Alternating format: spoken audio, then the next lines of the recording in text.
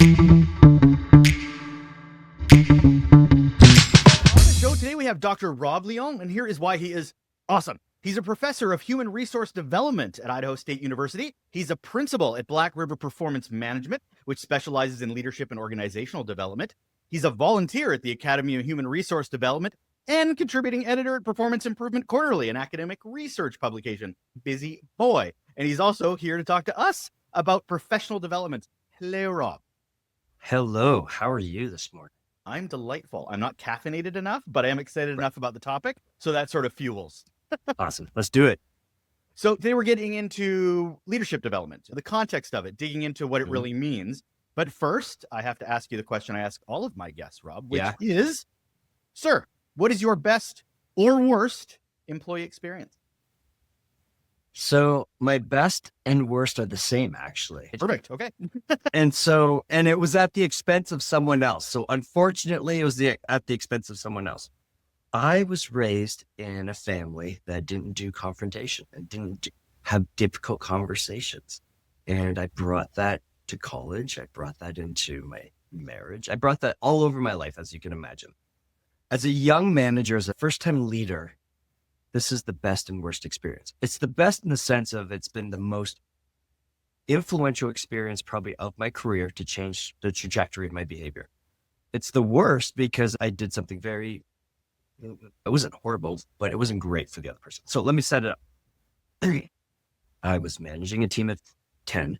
We were approaching end of the year evaluations, actually end of the business cycle evaluation. So we were actually doing evaluations in May. And so you just think about it, how a person enters an evaluation. Maybe they got their evaluation in advance so they could look at it and prepare some responses, or maybe you're handing them the evaluation. So first off, new leader, no framework, no help, no structure in terms of how do I do this successfully, right? So there's a learning lesson right there. So this woman comes in, and this is Meg. Let's keep it this way. She comes in and she's expecting a satisfactory, if not outstanding, evaluation. I slide it over to her, and it was like, excels, does not meet expectation, excels. And she said, Rob, what's this all about? This is May. I said, well, you remember back in October, you didn't do this one thing correct back then, and you haven't done it correctly since. And to her defense, she said, Rob, you never told me I didn't do it wrong. You didn't address this with me. So anyways, it was the best and worst experience because I felt so bad for her as a person that I treated her this way. And it's one of those things that I would never have changed for myself because it just changed the trajectory of my development and my career, that I needed to experience that to make the headway, to be able to do some of the things I'm doing today. So best and worst all at the same time. Way to hold a grudge too. I mean, like, obviously you remembered this bothered you and then it just needled you every single time since then. Yeah, no, I love it. And full disclosure with students, with clients, I'm always willing to be vulnerable, always willing to share, to help build that bridge. And I share this with every group I work with because we're not good at confrontation and accountability and feedback. And so I want to normalize the fact that I started at the bottom and I've grown the skills to be where I am today. Fair. But you're not uncommon, Rob. I mean, how many people are in leadership positions that have no leadership training and shouldn't be in that position to begin with because they were a bum in a seat or they wanted to get paid a little bit more. So now they're in this role where they could do a lot of damage if they don't get the support, which leads us perfectly into our topic today, which is leadership development. Yes. It may be obvious to some to define what leadership development is, but I still find it really interesting to make sure we set the table with my guest in understanding how you would define leadership development.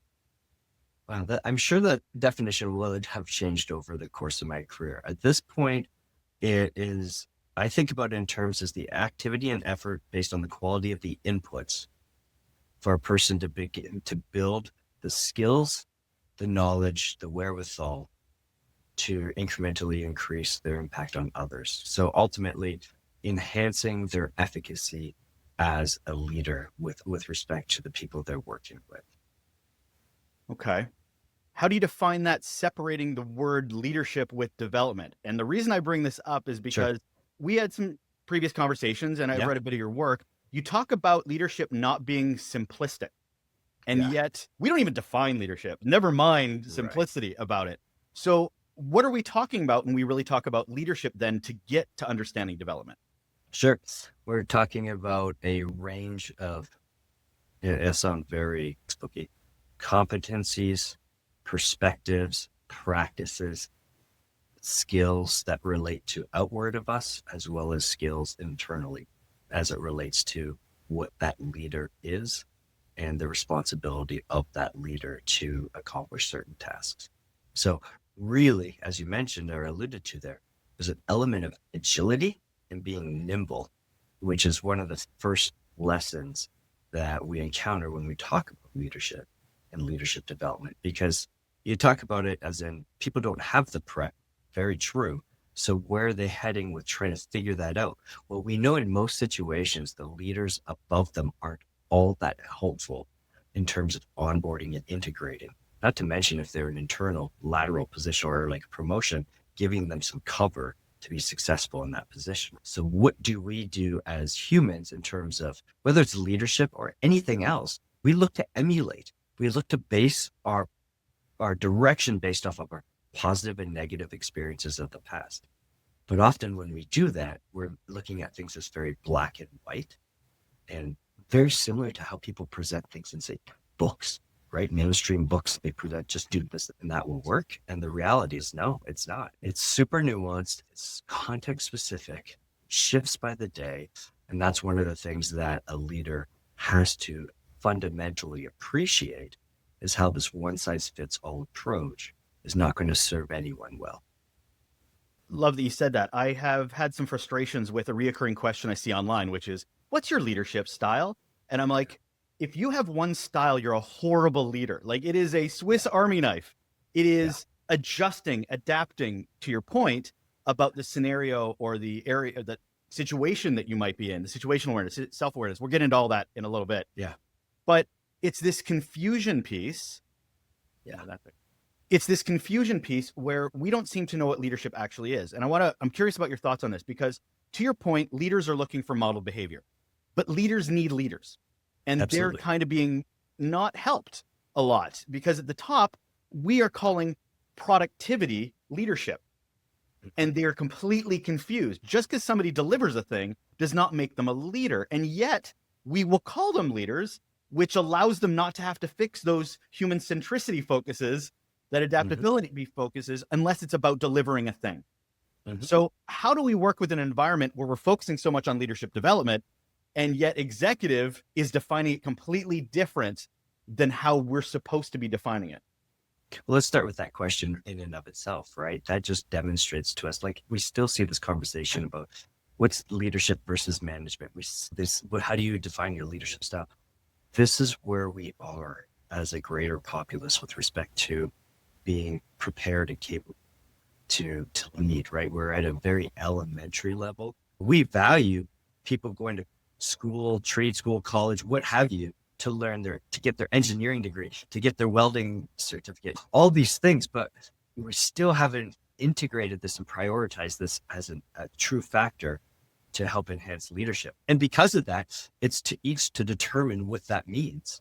And if they're not very reflective, I think they get hung up in what I was mentioning earlier, that retrospect of this is what a good leader has done in my life, and this is what a poor leader has done in my life. And without any, say, 360-degree feedback or anything like that, they might think they're going down the good leader model path, but they might actually be exhibiting the behaviors of the poor leader model path. So it's a very complex thing that when I think about, and I'm thinking about this a lot right now, is what is the person's leadership identity mindset? And how does that relate to how they actually practice leadership? And I would propose that if my identity is not high enough, we don't know what this number is yet, as a leader, I'm not going to live it and coach it to my people at the level I need to have as a target to break the cycle of, you got it, I believe in, here's your keys, here's your name tag, and go for it. That's where we're still at. I don't mean to attack you because you're a professor, but do you think some of the bigger problems happen to be in post-secondary? Because, I mean, to be honest, to be honest, we've got business schools that barely think leadership is a course you should take. Meanwhile, you have to take a completely different leadership program. And I can't tell you the reoccurring jokes that are, hey, you want to see a horrible leader? Get somebody that got a degree or a master's in it. Like I've heard that joke more than a few times. Yeah. Those that can't play coach, right? Yeah, like exactly. The same thing. Yeah, we'll never get away from that. Look, I think we're doing a good job in some spaces, but not all spaces. And I think to your point, there are business schools that the amount of development that comes into the curriculum, we're not even talking about leadership. We're talking about, this is what I refer to, a capital T training, lowercase d development in one of their HR classes. And that might be even a class or a section, and that's it. And then you'll think about this in terms of the continuum. Then you find some people that will teach a leadership class, but they've never, same thing as business and entrepreneurship. They'll teach these classes, but they've never owned a business. They've never started a business. They've never led an organization. And so this is the best they're doing. They're trying their best, and I respect that. But to your point, there's a lot of truth in this, that if we're teaching from frameworks, very strict, empirically based, theoretical frameworks, and saying this is how it's going to be, our students quickly figure this out, that this guy really hasn't, or this woman hasn't been in the trenches, hasn't experienced this stuff. So they take it with a grain of salt to some extent. And that's actually why we've had a lot of gravity in our program, is that we try to spend a lot of time in the gray. And because we're both practitioners and scholars, and more so practitioners, like that's what's at our heart, we try to clarify that there's a lot of ambiguity here. But, just the other side of it, this is true too. We've had people that don't have the advanced credentials that come in and they just talk war stories based on their own personal experiences. And that doesn't help people either. And we get feedback from students that say, hey, look, this guy's just complaining about his old bosses and how to do this. So it's a complicated question to answer, but to your point, there's a lot of validity for us to unpack this, because students are spending a lot of money to get this specialization when they do come into my program, because we do offer suites of leadership classes. And we do need to prepare them to leave here to be at some range of level of competence to go out there and be ready to tackle those things. It's like, I'm buying a car because I want to get to work. Well, if the car doesn't have tires on it, it's not that beneficial to me. It's the same type of concept, people pursuing education. Fair. To your definition of leadership development, I hear you and I completely understand what you're saying, but the more I hear about and understand leadership, this show's certainly helped over the last 3 years, is that I feel like there's less and less boundaries between leadership development, professional development, and personal development. It all feels like the same damn thing, because to be a great leader, you have to have some pretty strong foundational human skills that doesn't seem to be understood when it comes to job descriptions. And yet, to be a great leader, you need that. Do you find that it's becoming more and more that way? It's a reflection of our handle of our language. So one of the things we often talk about right on day one as we start working with groups is that we have to acknowledge something, that we do not hold, even though we speak English, we do not hold a common language among us as members of this organization. So if I even take something as simple as the concept of motivation, and I have 10 people on my team, I'll have 10 different definitions of that. So now blow that out against anything that wasn't taught in their craft. Engineers, they're prepared, they got their education. When they talk about these concepts that are central to their profession, they know what they mean, right? But it's when we come out of this stuff where we're not coming through a standardized, centralized concept that the language is all over the place. And to your point, some people are intermingling all of those things. And what really needs to happen to build high impact, highly effective leaders is a refinement of what are those 3 different concepts and how do they factor into a person's development so that they are becoming prepared to do the difficult things that they need to do. And some of it is professional development. Some of it is self-development. Some of it is leadership development, or even I'd change it to systems development. How are we leaders really at the helm of leading a group to navigate the waters ahead?